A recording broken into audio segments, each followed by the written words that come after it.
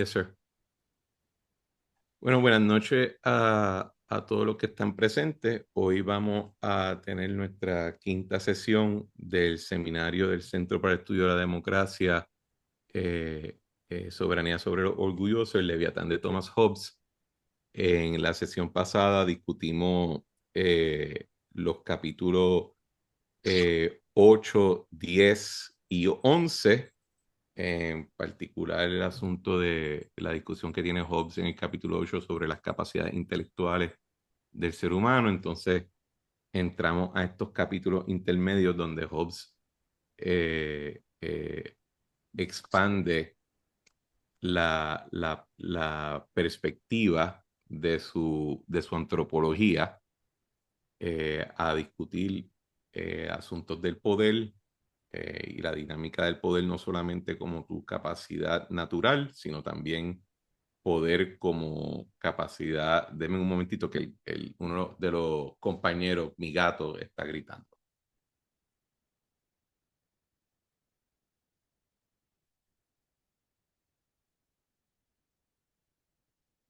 Del poder más allá de la capacidad individual, sino también el poder como un reflejo de nuestras relaciones interpersonales y relaciones en sociedad. Eh, Nos quedamos cortos de discutir la parte de la religión, que el capítulo 12. Yo le había adelantado que yo pienso que el capítulo 12 es uno que tiene que leerse a la luz del capítulo 13 y después sobre la discusión de las leyes naturales. Pero hoy, en la sesión de hoy, yo diría que esta es la sesión tiquetera en términos de la discusión, porque teníamos pautado como lectura sugerida los capítulos 13, 14 y 15. Y en el capítulo 13 en particular es donde Hobbes discute el estado de la naturaleza o su teoría del estado de la naturaleza, que es probablemente las frases de Hobbes más citadas en la discusión de su filosofía política. Su discusión del estado de la naturaleza es probablemente la más citada.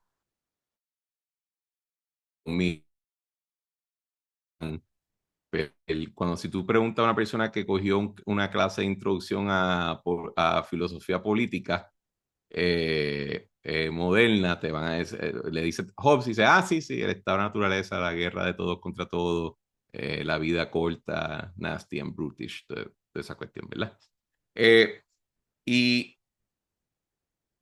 yo, parte de la razón que es tan taquillera, ¿verdad? Es porque Hobbes rompe un poco su propia metodología o él rompe sus propias reglas de estilo, y en lugar de hacer un argumento geométrico como estuvo haciendo en otras partes del libro, eh, Hobbes quizás mantiene en este capítulo 13 el esquema geométrico, pero se deja llevar por la elocuencia.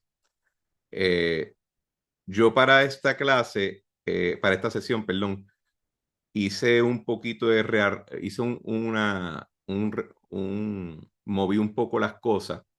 Quizá va a requerir que entonces se haga una sesión undécima, porque en lugar de entrar en el texto del capítulo 12 y en el texto del capítulo 14 y 15 de las leyes de la naturaleza, creo que voy a mover eso a la próxima sesión, y en esta quiero enfocarme en el capítulo 13 plenamente, de nuevo, el efecto taquillero, para que si alguien están hablando de Hobbes y el estado de la naturaleza, pues pueden entonces hablar en detalle sobre el mismo.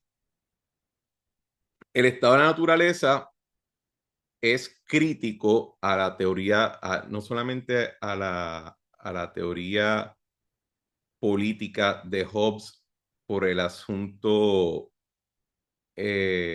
por el asunto geométrico, ¿verdad? De cómo él utiliza esto para justificar el convenio mediante el cual se crea el Leviatán o el Estado entre los individuos, sino que del punto de vista, vamos a decir, normativo, Hobbes utiliza el estado de la naturaleza para crear un contraste.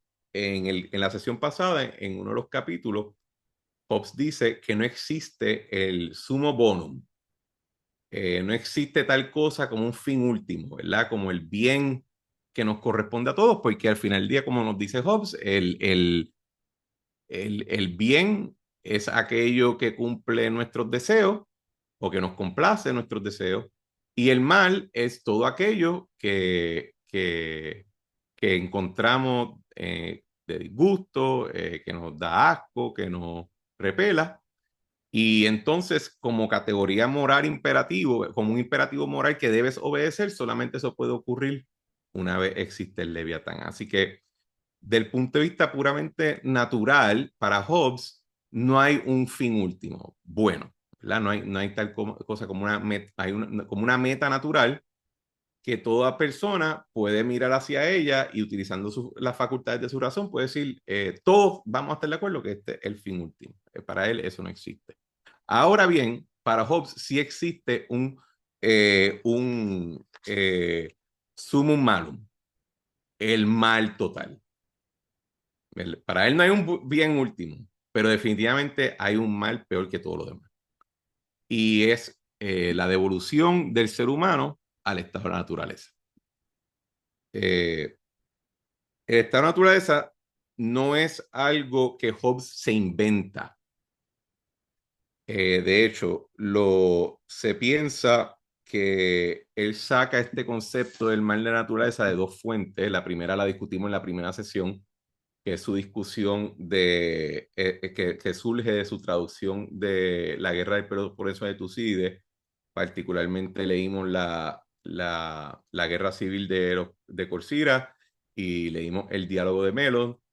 Pero hay otra parte de la guerra de ese libro de Tucídides que se le conoce como la antropología, cuando Tucídides narra cómo era la vida en la época homérica y prehomérica. Y de la manera que Tucídides lo narra, no parece ser un mundo chévere, y es una de las observaciones que también Hobbes hace en uno de sus capítulos, donde él dice, si miran para atrás, ser un pirata, ser un invasor y someter violentamente poblaciones era algo que nuestros ancestros tenían en alta estima. Si recuerdan, hice el ejemplo de que si tú vas a los poemas homéricos, en particular la Ilíada y la Odisea, los héroes homéricos, que quizás todavía los mantenemos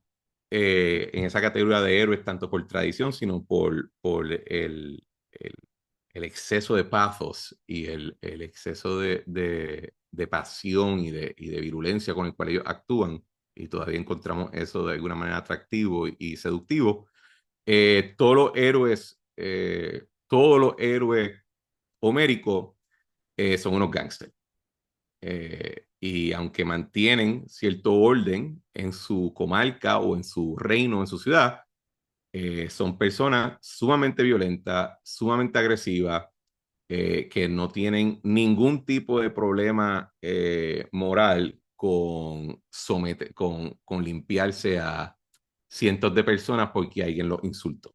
Y en el caso de la Ilíada, eh, por el hecho de que Héctor asesina en guerra, en combate bélico, en un intercambio bélico a su primo slash escudero slash en alguna lectura su amante, Patroclo, pues Aquiles entra en una furia que en la Ilíada los mismos dioses tienen que bajar a detenerlo porque iba a matar a todo el mundo, ¿verdad? Y los dioses necesitaban que la guerra de Troya continuara más tiempo.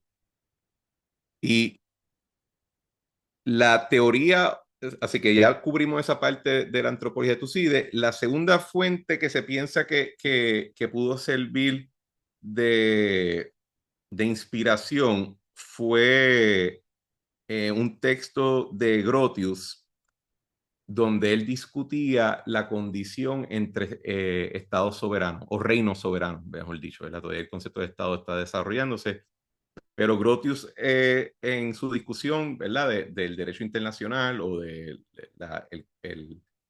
vamos a decir, la jurisprudencia o la tradición de derecho internacional hace referencia de que de la ley de la guerra surge la paz y de que en ausencia de un monarca, un supermonarca, un supramonarca que pueda imponer orden entre los estados, pues es a través de la ley de la guerra y de las condiciones de la guerra entre los pueblos que se puede hablar de un ordenamiento de paz.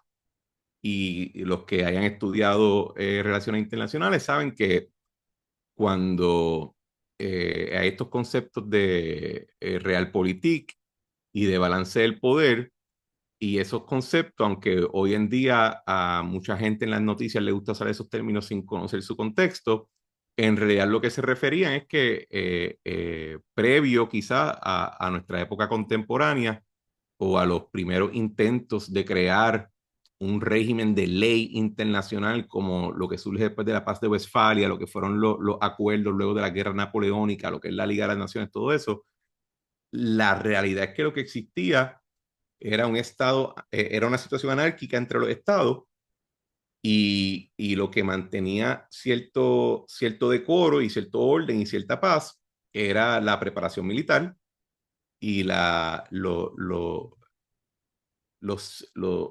las esferas de influencia que cada país o cada reino o cada feudo podía mantener según su capacidad defensiva, etcétera. Y eso creaba la apariencia de un ordenamiento pacífico, pero surgía más de que todos los estados o todos los reinos estar en disposición de caerse uno encima del otro, pues se quedaban quietos. Hasta que alguien decidía no quedarse quieto o incluso imponiendo cierta moralidad de guerra o leyes de guerra, se reducía su capacidad destructiva, pero esas reglas eran puramente, no eran exigibles, eran reglas puramente tradicionales o de referencia, ¿verdad? Para quizás justificar una guerra de vengativa o de represalia, que deben mantener ese concepto presente cuando estén leyendo y analizando los próximos capítulos donde Hobbes habla de las leyes de la naturaleza. Porque aunque usa el término leyes de la naturaleza, él no cree que son leyes exigibles. Son principios que surgen de la razón, de la misma manera que las leyes de la guerra en esos momentos que son la razón. Así que tenemos esta inspiración de Tucídides, tenemos la inspiración de Grotius y tenemos entonces la antropología que Hobbes ha estado desarrollando, que es con la que él comienza este capítulo. Antes de entrar al texto, ojo, hoy en día se lee mayormente Leviatán cuando se lee a Hobbes, porque pues primero lo escribió en inglés, no lo escribió en latín, y segundo, por lo taquillero que fue y porque refleja el refinamiento de muchas ideas que él ya estaba trabajando desde mucho antes cuando él escribe los elementos de la ley y cuando escribe de Quive o de Cive. Pero la primera aparición de este asunto del estado de la naturaleza eh, surge en elementos de la ley. Le leo una cita, o sea, perdón, antes de leer la cita, ya en el elementos de la ley y en Declive, él está tratando de sugerir que la razón por la cual su filosofía política tendría un resultado tan positivo, uno, por la metodología de la cual surge la misma, y segundo, porque él está diciéndole a su audiencia que de no obedecer esa filosofía política, se acercan al sumo malo, que es lo que termina siendo, ¿verdad?, el concepto de la guerra de todos contra todos. Así que está tratando de no solamente trabajar con la metodología para establecer, ¿verdad?, la receta. Él quiere también poder describir de una forma racional pero impactante la enfermedad. Y de ahí que en los elementos de la ley, él tiene una cita donde él trata de explicar cuán desagradable sería la vida si no se le presta atención, ¿verdad?, a su recomendación. Él dice, y cito, "The experience of savage nations that live at this day and the histories of our ancestors, the old inhabitants of Germany and other now civil countries, where we find the people few and short-lived, and without the ornaments and comforts of life, which by peace and society are usually invented and procured." Así que ahí él ya está, primero está en esta época Hobbes, que era miembro de en un momento fue miembro de la junta de directores del Virginia Company, que establece lo que eventualmente se convierte en el Commonwealth of Virginia y hoy el estado de Virginia. Él está recibiendo estos informes de lo que se está viendo con las poblaciones nativas, al igual que se están recibiendo informes de lo que los españoles y los portugueses y otros europeos mercantiles y corsarios están viendo en la América. Y ¿verdad?, la diferencia es dramática. Tiene desde el Imperio Azteca o los Incas, pero estás viendo también lo que tienen los arahuacos, lo que tienen Puerto Rico, ¿verdad?, los descendientes de los taínos, una gran variedad, y ellos están empezando a decir, espera, estamos encontrando a los primitivos, y Hobbes en esa cita está diciendo, sí, sí, son primitivos, pero recuérdense nuestros tatarabuelos que andaban en taparrabos por los bosques de Alemania, o sea, que eran unos locos también, ¿verdad? Así que él está bien, él está atando el asunto de la civilización como algo, o la ausencia de la civilización como algo que todos los pueblos pasan naturalmente. Ya también en esta época los portugueses especialmente están teniendo muchas entradas en partes de África, en áreas que no habían sido, ¿verdad?, que todavía vivían en relaciones tribales y preindustriales. O mejor dicho, premoderno, ¿verdad? Porque todavía Europa en este momento está industrializando. Y lo usan elementos de la ley como que, ojo, mira, recuerden cómo es estar en tribu, es una mierda. Y él vuelve a traer ese ejemplo en Declive, que cuando él habla, y aquí la cita es, "They of America are examples hereof. Even in this present age, other nations have been in former ages, which now indeed are become civil and flourishing, but were then few, fierce, short-lived, poor, nasty, and lacked all that pleasure and beauty of life which peace and society are wont to bring with them."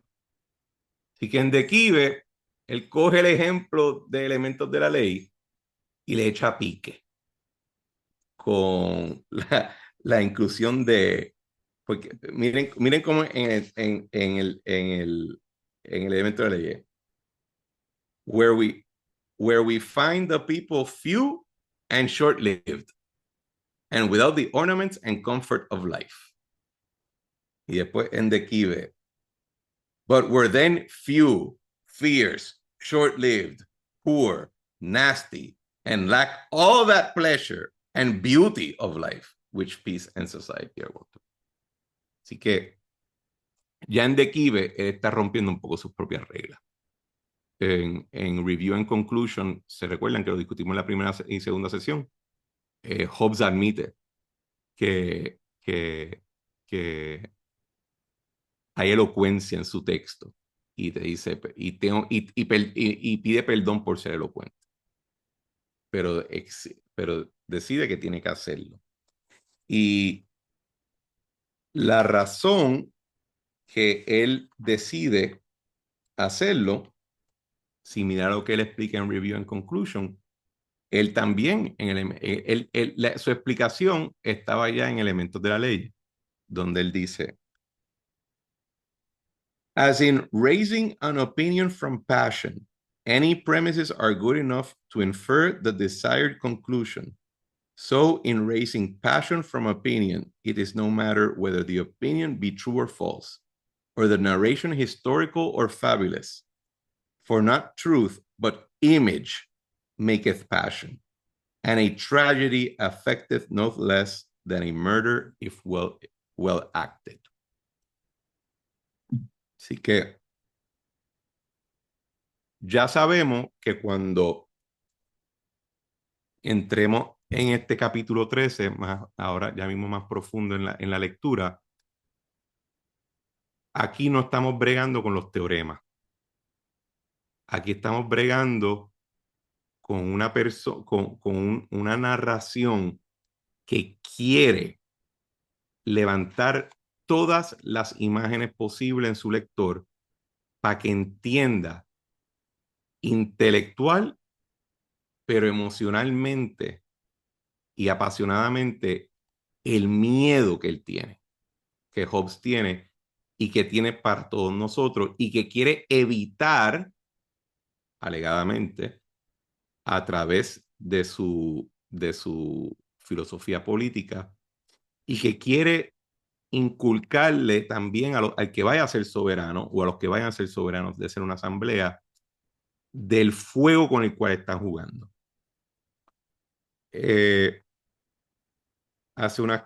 Como he dicho varias veces ya, uno de los eslabones débiles, yo diría, del argumento de Hobbes es que no tiene contingencia contra la crueldad del soberano, la posible crueldad de un soberano o de varios soberanos. Yo editaría eso para decir que en la visión de Hobbes, la contingencia es que si yo fuera, ¿verdad?, ponerme en los zapatos de él y escuchar a Cristian Sobrino en el 2025 decir eso, es decir, no, la contingencia es que si el soberano no cumple y no protege a sus ciudadanos, a sus súbditos, eventualmente el soberano los va a reinsertar en el estado de la naturaleza y ellos van a volver a sus primeros principios. Y ahí es que viene Y de hecho, ese argumento era una de las razones por la cual muchos monarquistas encontraron el texto problemático, porque aparentaba ser una justificación de la rebelión por condiciones por condiciones que no tenían que ver con la revelación o algo por el estilo. Así que tengan eso en mente. Capítulo 13. No me recuerdo cuántas páginas tiene en la versión que yo les compartí de Richard Talk. En mi edición, que como saben, ¿verdad? Yo les había enseñado que tiene una página en inglés y otra en latín. El capítulo 13 es 5 páginas. Piensen lo increíble que es que Hobbes en 5 páginas esencialmente pudo crear una imagen tan potente que ha durado siglos en la filosofía política, en 5 páginas, ¿verdad? Y ahí es que yo creo, ahí es que yo justifico, ¿verdad? Lo que dijo un profesor que lo mencioné en una de en una de las sesiones, donde dije que un profesor en Yale dijo que Hobbes es a la prosa en inglés lo que era Milton al verso o a la poesía inglesa. Yo creo que en el capítulo 13 es que uno ve esa virtuosidad con la palabra y con la prosa que estaba redactando. Yo voy a hacer una lectura detallada, voy a cortar algunas partes, pero quiero ir parte por parte del texto. La primera sección, la primera sección comienza con algo sumamente controversial en su momento, en su época. Nature hath made men so equal in the faculties of body and mind, as that though there be found one man sometimes manifestly stronger in body or of quicker mind than another, yet when all is reckoned together, the difference between man and man is not so considerable as that one man can thereupon claim to himself any benefit, to which another may not pretend as well as he. For as to the strength of body, the weakest has strength enough to kill the strongest, either by secret machination or by confederacy with others that are in the same danger with himself. And as to the faculties of the mind, setting aside the arts grounded upon words, and especially that skill of proceeding upon general and infallible rules called science, which very few have, but in few things, as being not a native faculty born with us nor attained, as prudence, I find yet a greater equality amongst men than that of strength. Aquí brinco una parte y dice, that which may perhaps make such equality incredible is but a vain conceit of one's own wisdom, which almost all men think they have in a greater degree than the vulgar, that is, than all men but themselves, and a few others whom by fame or for concurring with themselves they approve. For such is the nature of men. Yet they would hardly believe there be many so wise as themselves. For there is not ordinarily a greater sign of the equal distribution of anything than that every man is contented with his share. Los seres humanos somos iguales, tanto en mente como en cuerpo. Eso, tanto en su época, como hasta me atrevería a decir hoy en día, puede ser controversial. En un ordenamiento monárquico, como el de la época en la que vivía Hobbes, el derecho a ir monarca es porque había el principio que más se aludía era el derecho divino de los reyes. Papá Dios te hizo rey porque quiere que tú seas rey, porque tienes las cualidades que más nadie puede tener para ser rey. Te eleva. En una aristocracia, si usamos los términos de Aristóteles, son los aristos, los mejores. Son los que en una sociedad, por sus cualidades, se distinguen por encima de todos los demás y a base de esa distinción tienen derecho a gobernar a los demás.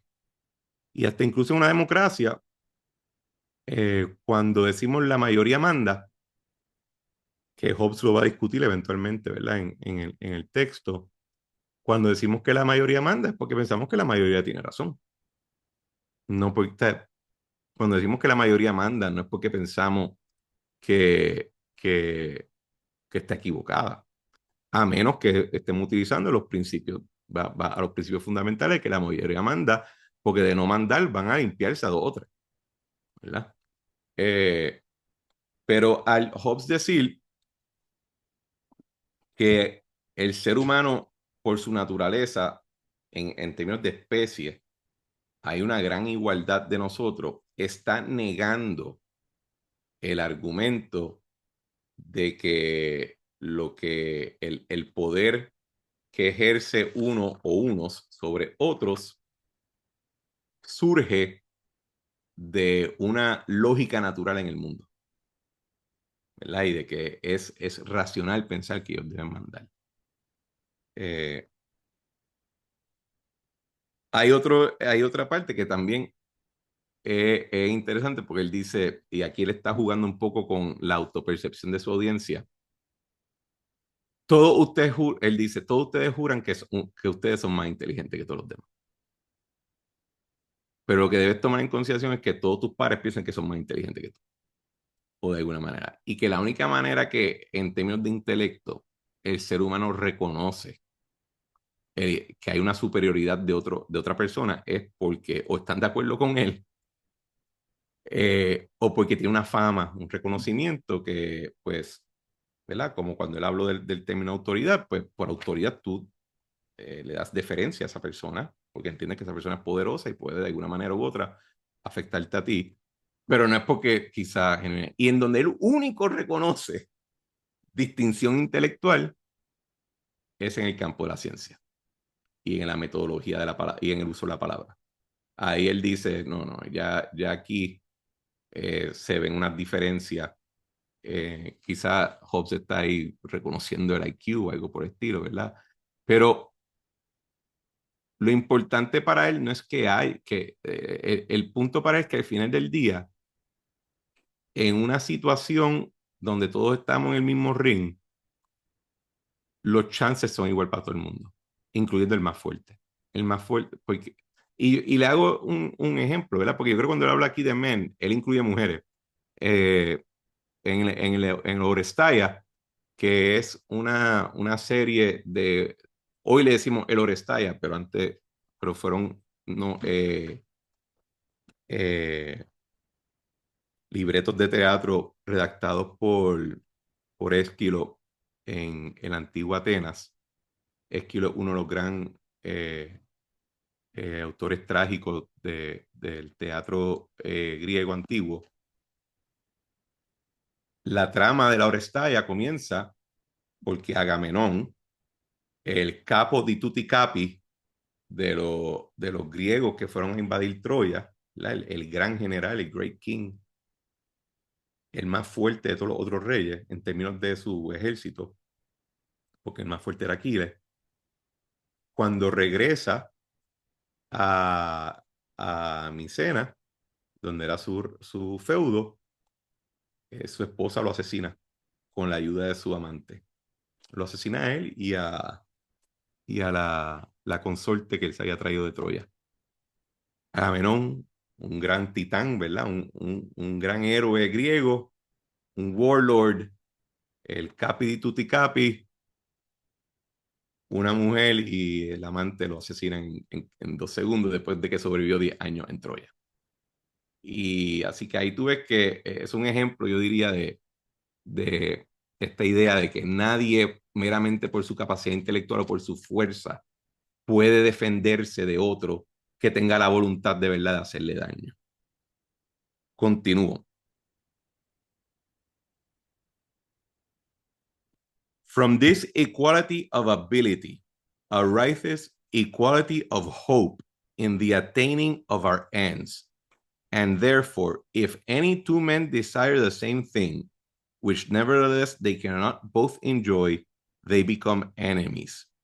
And in the way to their end, which is principally their own conservation and sometimes their delectation only, endeavor to destroy or subdue one another.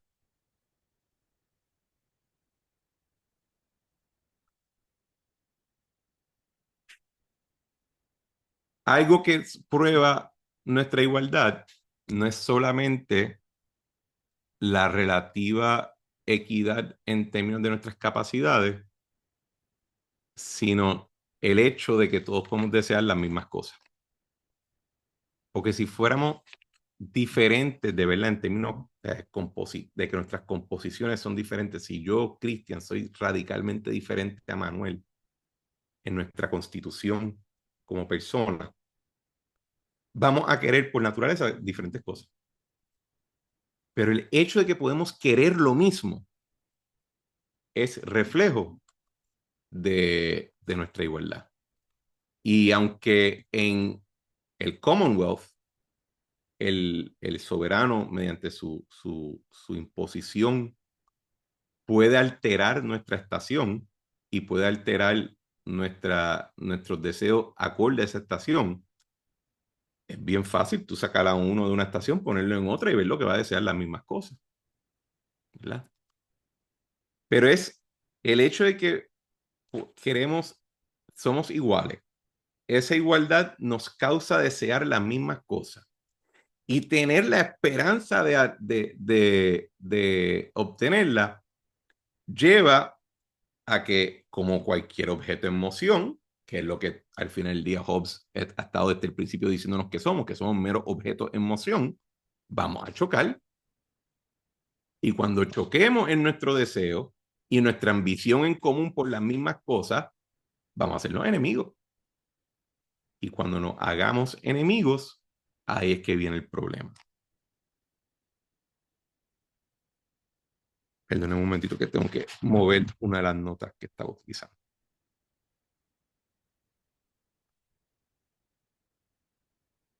Entonces, un párrafo más abajo, Hobbes rompe, tiene una oración que rompe y esto yo creo que ya es trillado, ¿verdad? Porque lo he dicho tantas veces en estas sesiones. Hobbes rompe con la lógica aristotélica y tomística de la naturaleza humana. Cuando él dice, again, men have no pleasure, but on the contrary, a great deal of grief in keeping company, where there is no power able to overawe them all. For every man looketh that his companion should value him at the same rate he sets upon himself, and upon all signs of contempt or undervaluing, naturally endeavors, as far as he dares, which among them that have no common power to keep them in quiet, is far enough to make them destroy each other, to extort a greater value from his contemners by dominio, and from others by the example. O sea, en la visión aristotélica y tomística del ser humano, nuestra naturaleza es vivir en sociedad, es vivir en comunidad. Creamos ciudades o polis, creamos monasterios, creamos ciudades mercantiles, creamos comunidades agrarias. Todo eso lo creamos porque nuestra naturaleza es vivir en comunidad, es vivir en sociedad. La sociedad, casi como si fuéramos, ¿verdad? La hormiga y la abeja hacen panales y hacen hormigueros. Nosotros hacemos ciudades, nosotros hacemos comunidades agrícolas, nosotros hacemos monasterios y hacemos incluso reinos enteros porque nuestra naturaleza es ser social. Y Hobbes dice, porra, Hobbes dice al revés, vivir en comunidad es un dolor de cabeza y no nos gusta. Y yo creo que cuando él dice eso, él quiere que todos pensemos en ese vecino del condominio que tú profundamente odias, porque hace las preguntas que no son en la asamblea, porque están fumando hierba a la hora que no es, porque sacan al perro y el perro es un gruñón y ataca el tuyo, porque usa el estacionamiento que no es. Esta persona que tú apenas conoces te está jorobando la vida y en otro contexto tú probablemente le brincarías encima a puño. Hobbes dice, el ser humano, su naturaleza, o sea, vivir en comunidad es un dolor de cabeza para el ser humano. Y si no tienes un poder que los espanta o los mantiene él dice overall, yo diría que la traducción sería, estoy pensando qué traducción usaríamos en español, ¿verdad? Pero que lo mantenga en reverencia, pero una reverencia que incluya temor. No es solamente, papá Dios, ayúdame, sino temor de que te puede impactar adversamente. Eh, tú, no, tú no bregas en comunidad. Así que Hobbes tiene está dándonos una sociología, está dándonos una antisociología del ser humano. Entonces, aquí en el estilo geométrico, so that in the nature of man, we find three principal causes of quarrel. First, competition. Secondly, diffidence. Diffidence in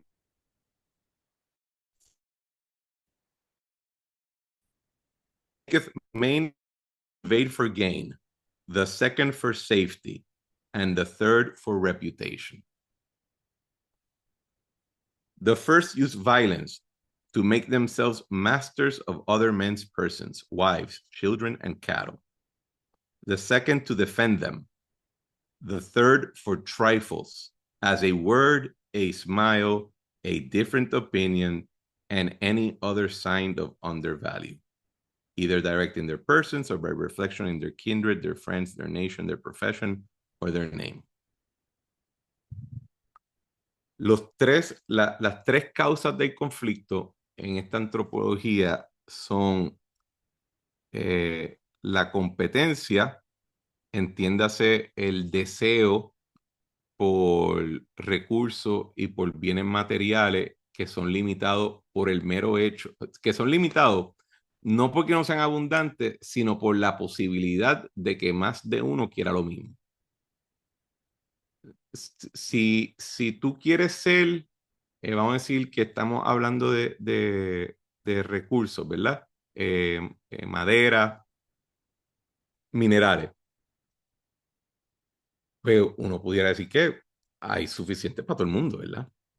Ese no es el issue. Es que yo quiero ese bosque.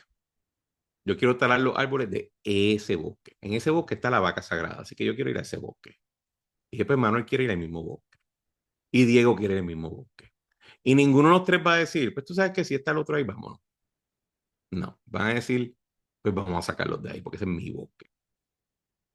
Y lo mismo con los minerales, y lo mismo con otros bienes. O sea que cuando él habla de que quieres adquirir estos bienes materiales y que son limitados o que son escasos, no es porque no haya mucho, es porque tú quieres el mismo que el otro, ¿verdad? Piensen en esta excelente frase del Puerto Rico contemporáneo. Las playas son del pueblo, no se privatizan playas. ¿Qué es lo que estamos diciendo con eso?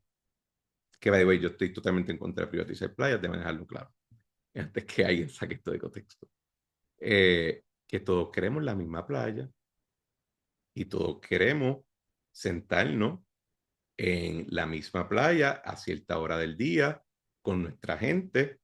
Y según Hobbes, lo que te diría, la única razón que tú no estás sacando gente del spot más bello y hermoso de Ocean Park es porque tú tienes miedo que va a aparecer el Ford Track de la gente a caerte a palo o que esa persona tiene la capacidad de defenderse, pero todos queremos la misma playa. Y cuando decimos la playa es del pueblo, es que todos queremos que aquel no tenga esa playa, ¿verdad? Así que incluso podemos tener ejemplos de este. Cuando Hobbes habla de diffidence o de fear, está aludiendo al instinto de la autopreservación. La tribu de Jesús Manuel, Sandra y Cristian quizás tienen felicity, ¿verdad? Han podido obtener todos sus deseos en comunidad, están chéveres, no tienen ningún deseo de atacar a nadie, siguen las leyes de naturaleza.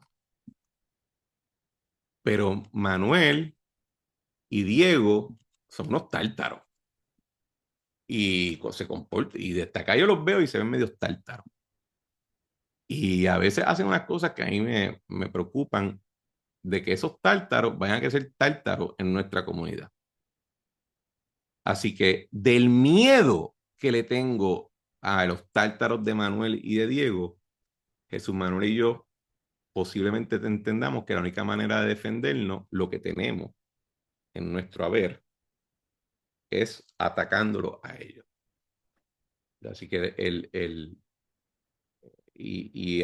de nuevo, para Hobbes esto no es una cuestión de moral, no es que los buenos son buenos y los malos son malos, es que incluso la autopreservación te lleva a tú poder ser el instigador bélico de un conflicto. Y tercero, glory o la reputación. Ahí Hobbes está reconociendo que hay un asunto que ya no es puramente material, sino es material en lo que procura, que es, ¿verdad? Él dice la sonrisa, el respeto de las personas, pero dice, For trifles, bobería, as a word, a smile, a different opinion, and any other sign of undervalue or overvalue. Así que, y todas esas expresiones son materiales, y si las vimos, si las atamos al capítulo donde Hobbes habla de lo que es el poder, los trifles, él te dice, pueden ser señales de poder, ¿verdad? Pero glory es, yo te diría que el elemento cultural, ¿verdad? Nuestras tradiciones, no quieres entrar en deshonra, no quieres sobresalir por simplemente tu standing social. Y también es la manera de Hobbes hacer referencia a instintos patológicos en algunas personas, de que pues, todos sabemos que hay personas que son violentos, son más violentos de lo normal y Hobbes está un poquito, y en la época de Hobbes, pues algunas de esas personas tú los declarabas duque de algo y lo enviaba en un ejército para que no volviera, porque así pues, sea problema de otro allá. Pero cuando él habla de glory, él está reconociendo el aspecto cultural, pero también el aspecto patológico. Y tercero, está insertando, ¿verdad?, la cuestión de opiniones diferentes, de diferencias ideológicas, de diferencias religiosas. Porque, como recordarán, el tiempo de Hobbes es un tiempo de conflicto religioso, conflicto bélico religioso, y incluso lo que Hobbes está diciendo es que no, pues no solamente religión, pero también hasta por opiniones diferentes la gente puede caerse a palo. Como se estaba viendo en el Londres de esa época, no sé si lo había comentado anteriormente, en el Londres de esta época es que se inventan la prensa amarillista, gracias a la imprenta, el famoso Needham.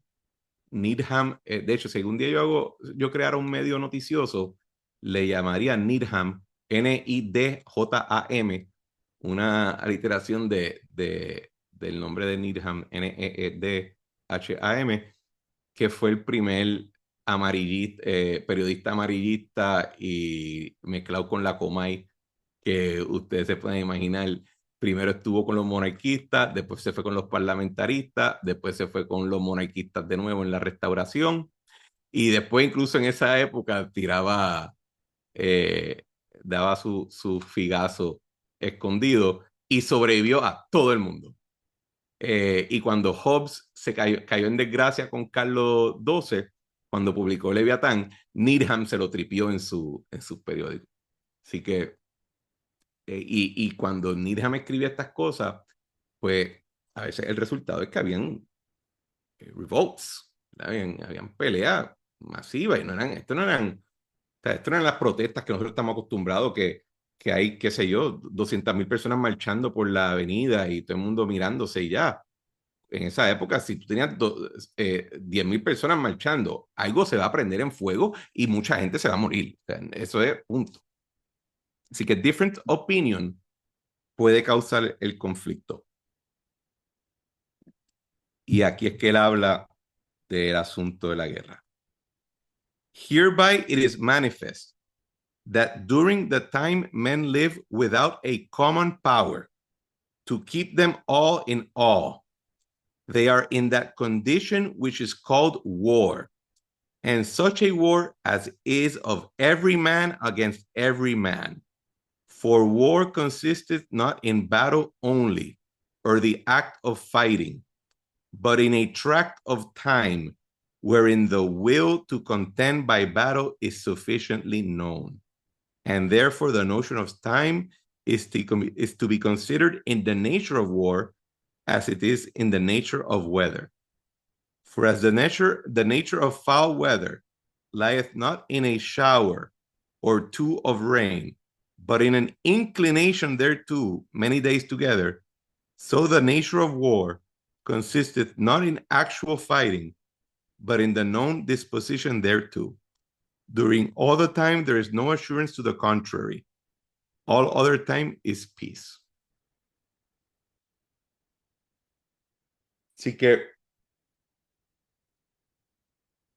si tú vives pensando, si tú vives pensando que algo te puede pasar, ¿verdad? Porque así es la vida. Pero que tiene que ser algo relativamente extraordinario, ¿verdad? Como que, por ejemplo, tú estás caminando en la calle y un bandido te asalta. Pues eso fue un momento violento, pero tú no tenías razón alguna para esperar que eso te pasara, porque tú vives en paz y esa paz te la trae un common power that keeps everyone in awe, ¿verdad? Ahora, si tú estás caminando por la calle y tú de verdad piensas que es altamente probable que literalmente toda persona que te pase por el lado te pueda asaltar, pues tú estás en guerra. Aunque llegues al final de la avenida y nadie te tocó. Y Hobbes está cogiendo, ¿verdad? Estos conceptos que hablamos ahorita del derecho internacional, de las esferas de poder y de el real político de esta cuestión de que el ordenamiento es anárquico y lo que mantiene cierta, cierto balance en ese proceso anárquico es la existencia de la capacidad bélica de los vecinos, que se mantienen como que en check y eso crea un balance. Él coge eso y lo reduce en términos de scope o de perspectiva a nuestras relaciones interpersonales. Para que la guerra, el estado de la naturaleza de eh, war assists of every man against every man, es no solamente que alguien te ataque o que tú ataques, sino que tú estés en la expectativa de ataque y que nada te hace pensar que eso no puede pasar y que incluso eh, tú y ellos están en un periodo donde eso es, que tienes esa disposición a la batalla, tienes la disposición al ataque. Eh, y aquí es que Hobbes coge el texto de que leímos ahorita del elemento de las leyes y que leímos de Kibe, que vimos que en de Kibe lo ornamenta un poquito más. Y aquí es que Hobbes da el pipazo, ¿verdad? Y dice, whatsoever therefore is consequent to a time of war, where every man is enemy to every man, the same is consequent to the time, wherein men live without other security than what their own strength and their own invention shall furnish them withal. In such condition, there is no place for industry, because the fruit thereof is uncertain, and consequently, no culture of the earth, no navigation, nor use of the commodities that may be imported by sea, no commodious building, no instruments of moving and removing such things as require much force, no knowledge of the face of the earth, no account of time, no arts, no letters, no society, and which is worst of all, continual fear and danger of violent death, and the life of man, solitary, poor, nasty, brutish, and short. Ay, un momentito que se me apagó la luz.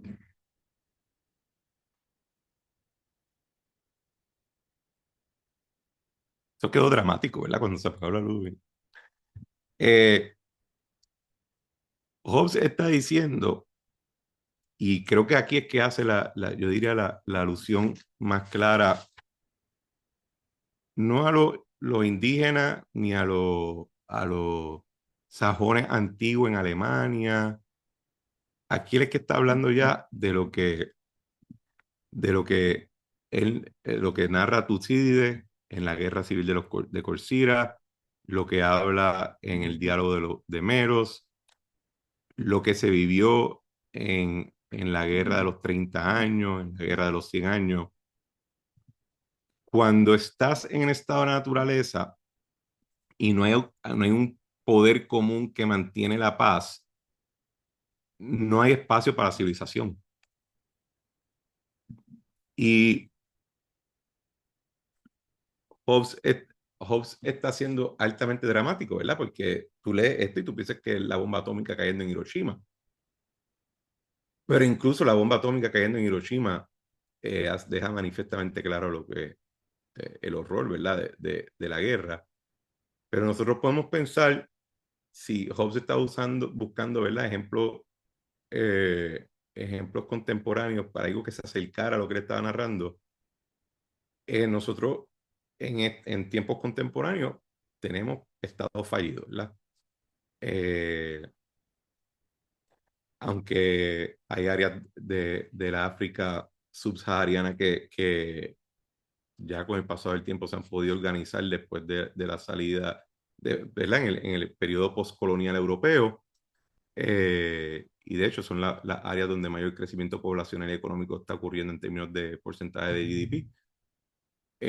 Vimos los horrores de las guerras civiles que se dieron en ese periodo de tiempo y cómo no había espacio para productividad, excepto aquella que fuera explotativa. Y que uno pudiera decir que incluso lo que estaba pasando en ese momento no es natural.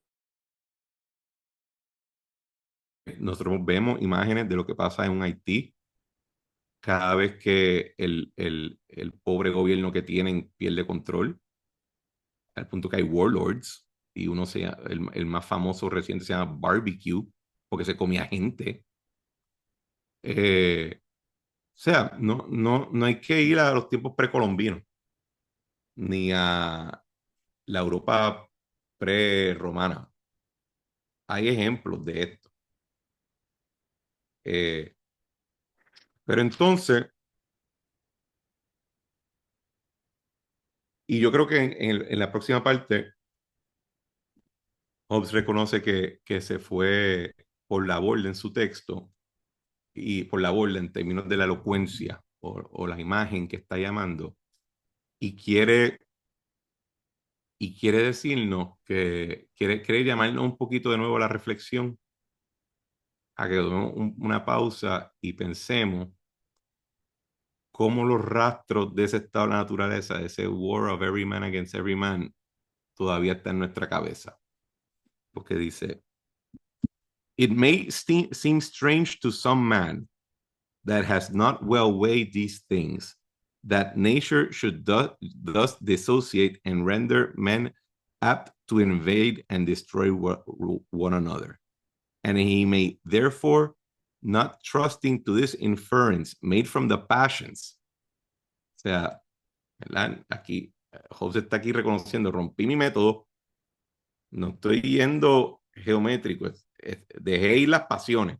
Y de esas pasiones, entonces subtracto la inferencia política.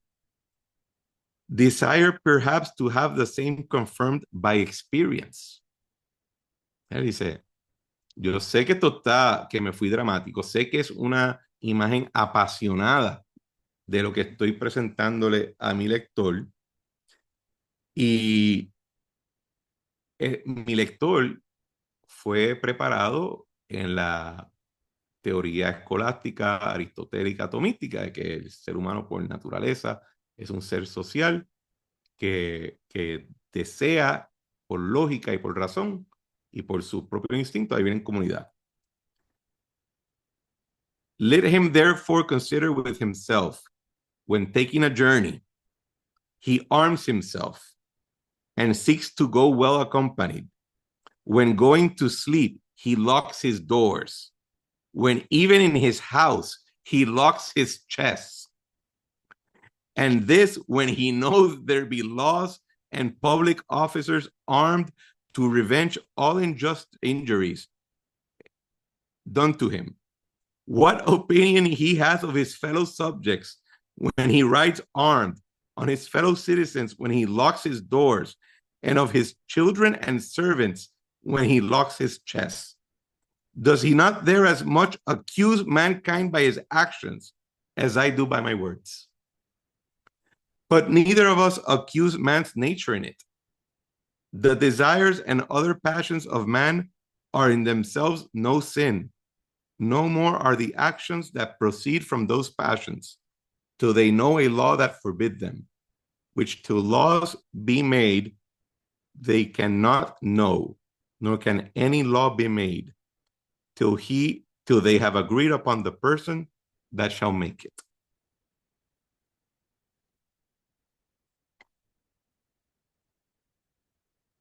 Si ustedes creen que el ser humano por su naturaleza es social, por qué, ¿verdad? Hoy en día no necesariamente así, pero porque cuando sus compañeros contemporáneos viajaban tenían una espada y un rifle? ¿Y por qué es necesario tener un Navy como el que tenemos hoy en día contemporáneo para mantener las flotas comerciales transitando? ¿Y por qué, si nuestra naturaleza es tan social, por qué cerramos la puerta con candado? Y si amamos tanto a nuestra familia, ¿por qué escondemos cosas bajo llave? Él está impugnando, está diciendo, si lo que yo estoy diciendo en aquí suena tan fuera de órbita, ¿por qué tú lo confirmas con tus acciones? Incluso cuando vive en sociedad, cuando vive en Commonwealth, cuando tiene un soberano, cuando hay una policía, cuando hay un ejército, cuando estás rodeado de personas que son tu casa, ¿verdad? Tu household, que en esa época pues implicaba más personas que son probablemente tu familia. Tú impugnas la sociedad con tus propias acciones. Eh,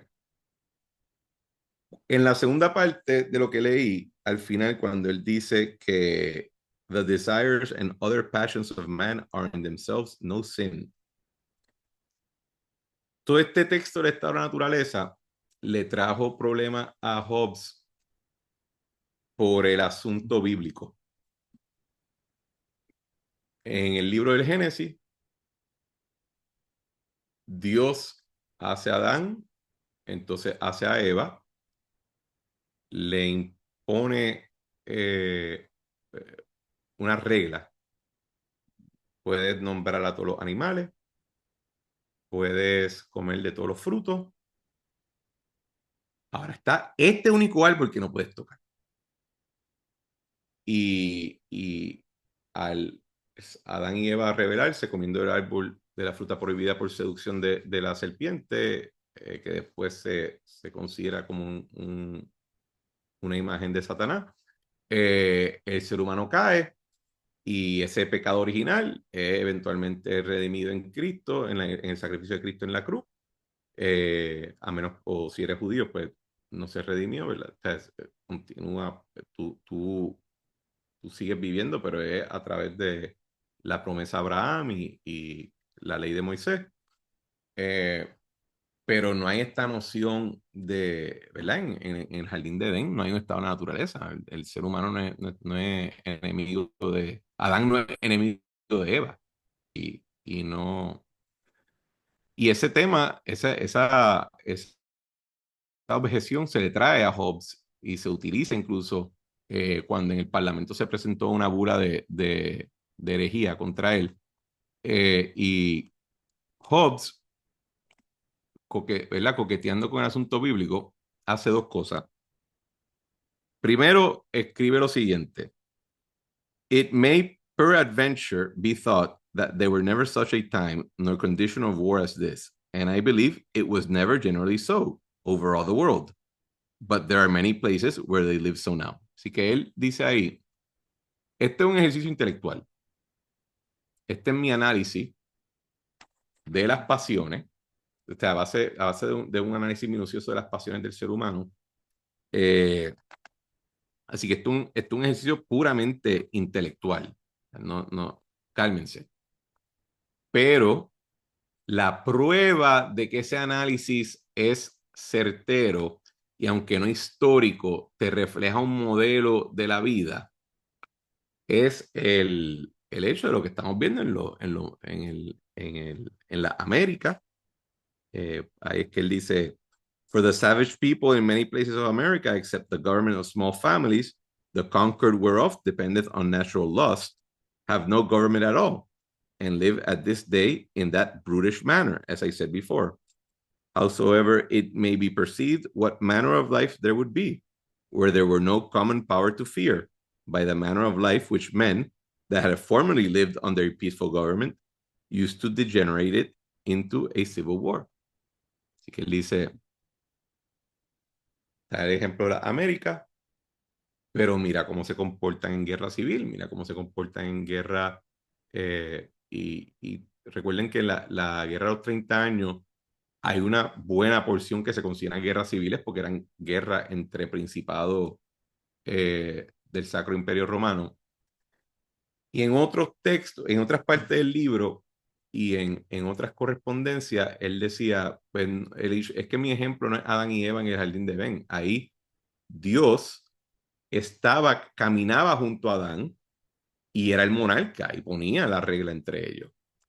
Ahora miran qué pasa después del exilio del jardín, cuando están ya en el mundo fuera de Edén. Caín mata a Abel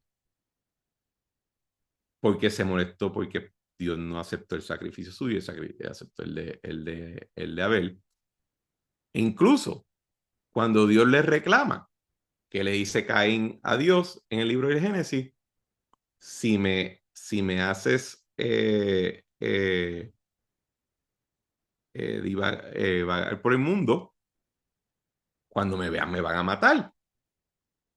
Porque la gente me va a ver, va a saber que soy un ser odioso y me van a querer matar. Y ahí pues Dios en el libro de Génesis, Dios dice, pues te haré una marca para que todo el mundo sepa que el que te toque, yo me lo limpio. Porque te he separado de la especie. Y después eventualmente Caín encuentra una esposa. Que nadie nunca podía explicar de dónde salió. El punto es que, así que Hobbes trata de decirte, no, esto es un ejercicio intelectual. Pero lo confirma lo que hemos visto en la historia, lo que estamos viendo ahora de la América, pero hasta en lo teológico, ojo, porque Caín y Abel también demuestran que lo que estoy diciendo es real.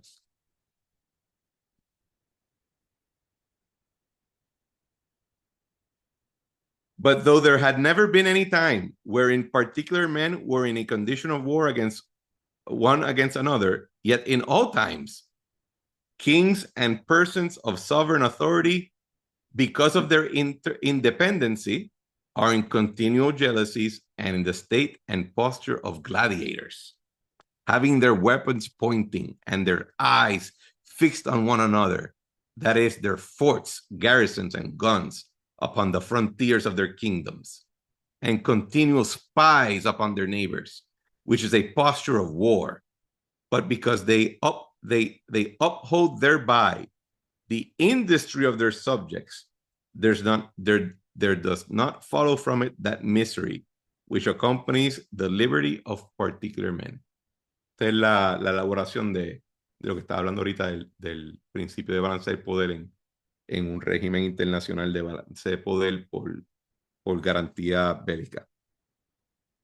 To this war of every man against every man, this also is consequent, that nothing can be unjust. The notions of right and wrong, justice and injustice, have there no place. Where there is no common power, there is no law.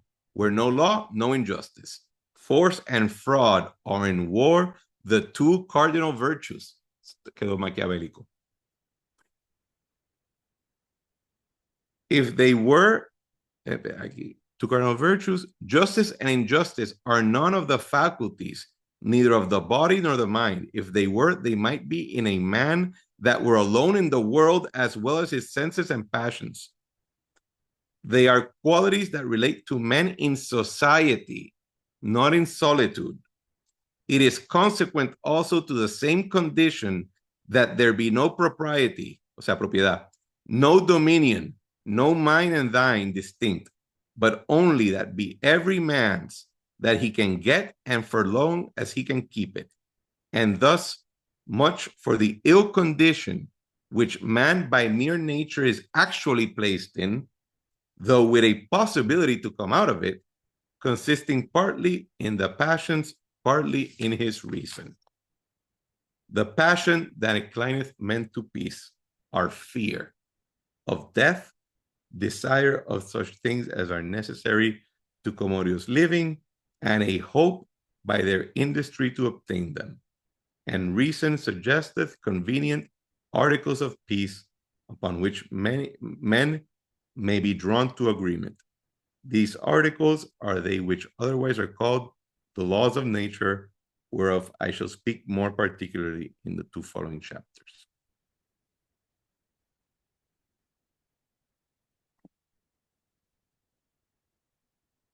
En el estado de la naturaleza, en la guerra de todos contra todos, todo se vale. Y como todo se vale, no hay oponibilidad jurídica. Si yo en el estado de naturaleza me robo las cosas de Jaime, Jaime no tiene a dónde, aquí, y Jaime no puede quitármelas de vuelta. Jaime no tiene a dónde buscar eh, eh, reparación. Por lo cual, la propiedad de Jaime no tiene, Jaime no puede tener oposición jurídica a mi deseo por ella. Yo la quiero, yo la cogí, él no me la puede quitar, yo la puedo preservar bajo mis capacidades actuales. Jaime no puede ir a más nadie. Por lo cual yo no me robé nada, porque no hay oposición jurídica. Lo que eso causa entonces es que Jaime va a buscar a sus 3 primos y a su mejor amigo y al clan de esa gente se van a juntar y van a limpiarme a mí el pico y a todos los míos para poder recibir, para poder... Pero no es porque lo de él es de él y yo me lo robé, sino porque él lo quiere de vuelta. Eh, y no es un pecado que yo se lo haya quitado, porque no hay nadie que pueda bajar a decir, eso es de Jaime, y si no se lo devuelves, yo te impongo un castigo. ¿Por qué pienso que este capítulo debe leerse conjunto con la parte de religión? Porque en términos de la antropología de Hobbes, si ustedes ven la narrativa que hace Hobbes de cómo todos los legisladores antiguos, los lawgivers, como le dicen en buen castellano, de la antigüedad greco-romana, todos los lawgivers entrelazaban su ley con la religión. Y de hecho, hay un libro que se llama La ciudad antigua de Numa Dukulanch, que les recomiendo que se lean, que un libro, Numa vivió en los 1800 y él utiliza textos griegos y romanos antiguos junto a textos hindú y de el Oriente para tratar de reconstruir, él reconstruye una historia del desarrollo de la ciudad a través de la evolución de los cultos primitivos indoeuropeos. Primero estaba el culto del hogar, después se convirtió en el culto del clan y después sucesivamente subiendo hasta que eventualmente se crea la ciudad. Y irónicamente, o interesantemente, mucha de la antropología ha ido poco a poco dándole la razón a Numa, aunque Numa por ser una lectura favorita de sectores reaccionarios, pues ya no se discute mucho. Eh, pero la antropología ha ido poco a poco dándole la razón. Eh, pero era esta idea, ¿verdad?, de que la ley y la religión estaban entrelazados y la manera que eso funciona es que, ¿verdad?, si estás creando un protoestado primitivo, no vas a tener la capacidad de tener todos los policías que necesitaría, no tiene todos los jueces, ¿verdad? Tiene recursos limitados de personal, así que según Hobbes, utilizas el miedo a lo invisible, a la a los fancies de la ciudadanía y la religión pues tiene ese propósito de ponerle el miedo de Dios a la gente para que sirva como un elemento coercitivo. Que si lee el estado de la naturaleza en el capítulo 13 y después lee esa parte del capítulo 12, pues hay como una antropología en términos de desarrollo estatal, pero para Hobbes eso como quiera no es suficiente, tienes que tener su metodología de filosofía política. Aquí él habla después él dice que va a hablar de las leyes de la naturaleza como una manera de salir del horrible estado de la guerra de todos contra todos. En realidad, Hobbes te va a dar las leyes de la naturaleza para después decirte, pero sin un soberano, en verdad, no hay manera no son leyes de verdad, son principios que procuran la paz y que a través del conocimiento de esos principios, todos nos ponemos de acuerdo a que para mantener la paz entre nosotros y salir del estado de la guerra, del estado de la naturaleza, del sumum malum y de la guerra de todos contra todos, todos vamos a esencialmente ceder vamos a ceder nuestro poder individual, nuestro poder comunitario y nuestra razón incluso al soberano absoluto, que es el Leviatán. Esa es, cuando él dice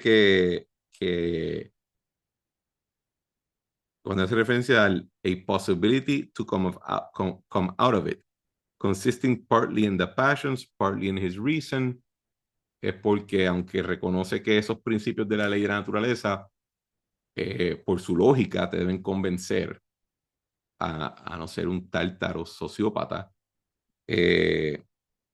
también es tu miedo a que te destruyan, ¿verdad? Así que no es solamente no es un ejercicio intelectual, al final del día la razón que nos sometemos es por miedo. Y después Hobbes va en el libro a dedicarle muchísimo tiempo a discutir cómo el consentimiento, incluso bajo miedo, es legítimo. Nos quedan 8 minutos. ¿Alguien tiene alguna pregunta, algún comentario? Esta ha sido una de las clases donde todo el mundo se ha quedado más callado, pero entretengo preguntas y comentarios de la estimada audiencia. Manuel. En lo que surgen posibles otras preguntas o comentarios, Mira, ¿puedo decir algo? dale, mete mano a eso. Hágale pues. Ok. Sí, soy yo. Sí, Ok, pues mira, es que de cierta manera esto me retrotrae al Renacimiento, ¿no? Donde, por ejemplo, tú me arrebatas mi ciudad, que de cierta manera me pertenece, porque soy representativo, por ejemplo, de los Medici. Yo acudo tengo dos alternativas. O acudo al Papa para que reafirme el poder de mi ciudad, el poder de mío sobre ciudad, o si no voy donde unos sicarios y le pago, ¿verdad? Que habían un montón, y ellos entonces iban a pelear contra ti, Cristian, que te habías apoderado de mi ciudad. No, bueno, sí, pregunto. Hobbes recibió una educación humanista, que es uno de los, ¿verdad? De los legados del Renacimiento, especialmente el Renacimiento italiano, y de lo que surge de allí. Eh, y como dije ahorita, ¿verdad? Él está cogiendo esta discusión del Estado anárquico y del balance de poder entre estados en el derecho internacional que está empezando a elaborar Grotius y ¿verdad? Reduce la escala para aplicárnoslo a nosotros mismos. Si yo soy un individuo soberano, y es algo que quizás, y gracias por hacer la pregunta, porque me recordé algo que se me olvidó mencionar aquí, que tengo en las notas, la visión de Hobbes es sumamente individualista. El individuo es la unidad, no es el clan, no son las instituciones intermedias, él está yendo al individuo, pero le está aplicando al individuo el mismo nivel de discreción que Claro, claro. tú, Jesús, le acabas de aplicar a una ciudad-estado italiana en el Renacimiento. Claro, yo coincido contigo en eso, totalmente de acuerdo, pero te estoy diciendo que él de cierta manera retrotrae esto a ese momento de renacimiento donde si tú me arrebatas mi ciudad, pues yo puedo acudir, tengo dos formas, o puedo acudir al Papa si el Papa me considera como parte, ¿verdad? De que le obedezco sus reglas, etcétera, etcétera, y si no todavía, yo puedo ir a unos mercenarios que estaban dispuestos a trabajar lo mismo en contra mía que a favor en algún momento dado, para rescatar lo que yo considero que de cierta, como hacían los Medici, ¿verdad? Como de Yo cierta creo, manera, pues, yo creo que él está yendo aún más atrás. yo Yo creo que, creo, pero perdóname, Cristian. Sin embargo, por otro lado, coincido contigo totalmente en que él va a esa unidad básica que viene a ser el individuo y de que todos somos iguales. Y en el capítulo 8 le comentaba a Manuel ayer, hay un ejemplo que es de cierta manera como avisando de esto que va a filmar. En el capítulo 8 él dice, el que administra un reino es igual que el que administra una casa. en capacidad, sí. Exactamente igual. ¿Ves? O sea, que no hay diferencia, pese a que nosotros hemos establecido diferencia, que el rey es rey y el que administra una casa es yo que administro una casa, pues no somos iguales. Sin embargo, él establece que no, que son iguales. Bueno, Eso es en el capítulo. en el capítulo 8, él hace ese ejemplo para hablar en términos de la igualdad de las capacidades intelectuales, Claro, aunque claro, claro, aunque él reconoce que hay una diferencia en prudencia, porque tiene que ver con la experiencia que tú vas adquiriendo, pero va en la línea de lo que claro, tú dices. claro, claro. Ahora, cuando yo digo ahorita que él va más atrás que quizás las ciudades-estado italianas del Renacimiento, él está pensando en la polis griega, está pensando Ok. en las ciudades etruscas, latvias, antes que se consolide Roma en Italia. Él está pensando, ¿verdad?, en las tribus americanas, él está pensando en lo que pasa en la guerra civil. O sea, él está yendo incluso más atrás porque si la aplicas, ¿verdad?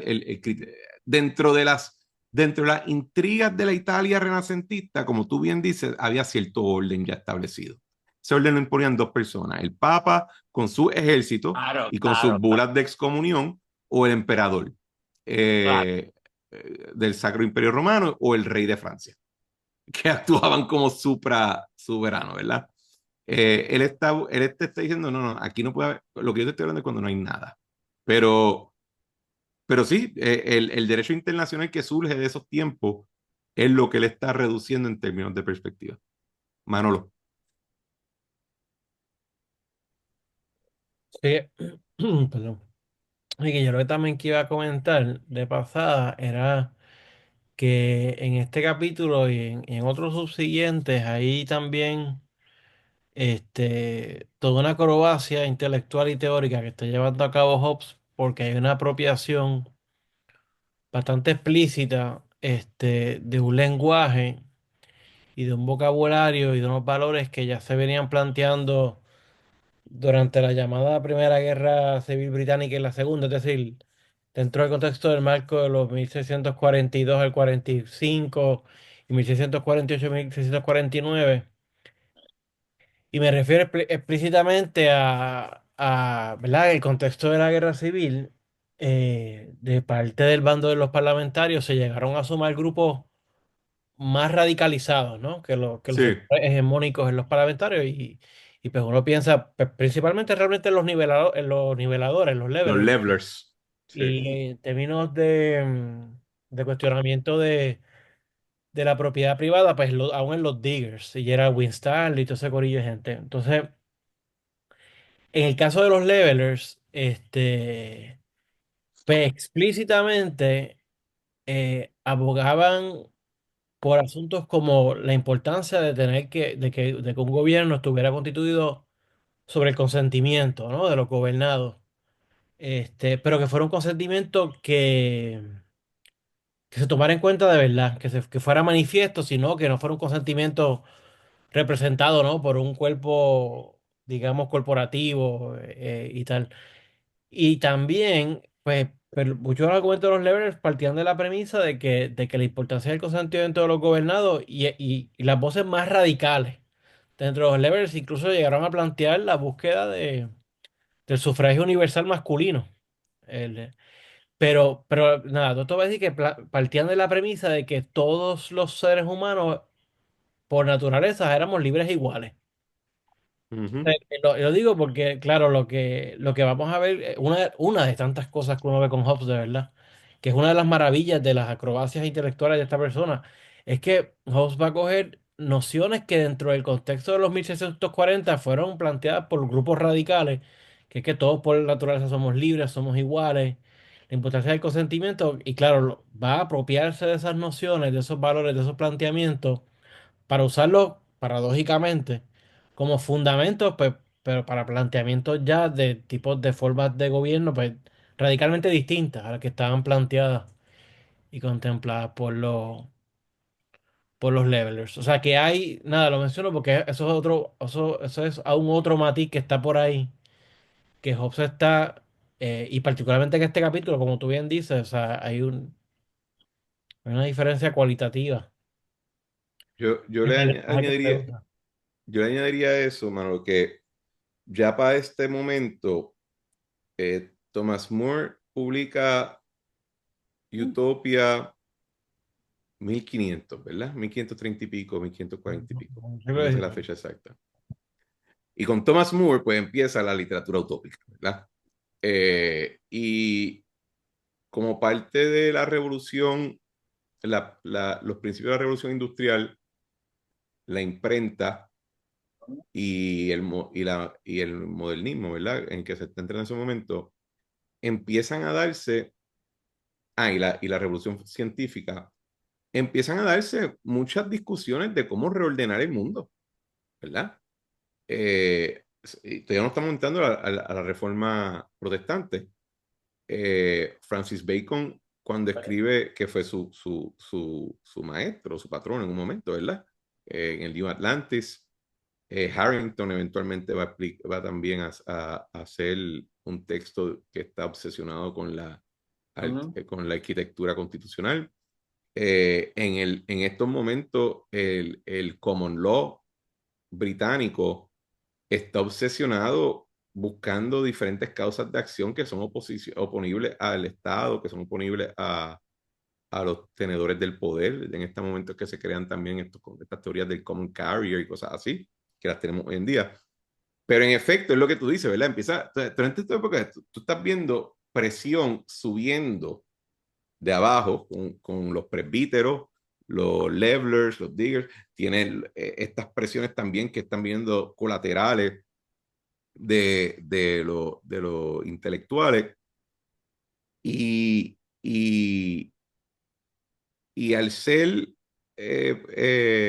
teoría o planteamiento utópico o que son basados en que, bueno, podríamos hacer esto mejor, eh, pues para Hobbes el resultado de todo eso es terminamos una guerra civil y mira lo que ustedes hicieron uno al otro y lo que se están haciendo todavía. Y de la reforma protestante, mira lo que terminaron haciendo a través de Europa, de Alemania y Francia. Se limpiaron a miles y miles de personas. Y, y hago esa, te pongo le pongo una tachuela en eso, porque la gente parte de la premisa que José es un pesimista, y él es un pesimista, era un escéptico en términos de nuestra naturaleza. Pero Hobbes ama su civilización. Él piensa, o sea, Hobbes ve el mundo, la Europa que él habita, y él dice, ausente las guerras civiles y las purgas religiosas, esto es bueno. Y porque ustedes están entreteniendo todas estas ideas y todas estas cosas que los están llevando a matarse uno al otro, como unos salvajes en los bosques del Amazonas. O sea, recapaciten. Así que Y creo que eso también es producto de la educación humanista que él recibió, donde no hay no hay un sumo bonum, quizá, pero que estemos claros que hay un mal, que es el mal, el peor de todo. Y ustedes, con su loquera, ¿verdad? Quizá él le dice madness, con su loquera entreteniendo todas estas cosas, están aniquilándose como unos salvajes. Así que tengan eso en mente, porque aunque quizás puede ser pesimista y escéptico de nuestra capacidad natural, él piensa que lo que hay, lo que hemos hecho, ¿verdad? Como volviendo al libro del Génesis, cuando Dios hace el mundo, se echa para atrás y dice, es bueno. Él ve lo que es capaz de hacer el hombre y la mujer y la sociedad organizados bajo un Commonwealth y decir, eso es bueno también y lo pueden hacer bien. Que hay un elemento también de luz al final del túnel. Vamos a hacer esto, en la próxima sesión se la voy a dedicar al texto de religión y de ahí cogemos y brincamos a los capítulos 14, 14 y 15 de los Laws of Nature. Son importantes para entender los principios de soberanía que detalla Hobbes. Y entonces yo hablo con Manolo de ver cómo hacemos quizás para empujar una sesión adicional. Muchas gracias Entonces, por participar. me interesaría, Sí, Jesús. si vas entonces a trabajar religión, vamos a empezar con esa, me interesaría, esa imagen que él plantea de Dios, ¿no? Que explica que aunque está muy relacionada con el fuego y una persona que es ciega y que puede sentir el calor, pero aunque no lo ve, puede explicarlo. La Sí, imagen que él utiliza. el first mover, sí. Bueno, nos vemos todos en la próxima. Gracias. Permiso, licenciado. ¿Perdón? ¿Puedo hacerle una pregunta rápido cuando Sí, la sí, gente sí. se No, sepa? tranquilo, puedo hacerla ahora. Gracias. ¿Pero es sobre el libro o Es es de que otra cosa? de otra cosa. Es de Ah, una pues clase que puede tengo. apagar el recording. A detener aquí la grabación.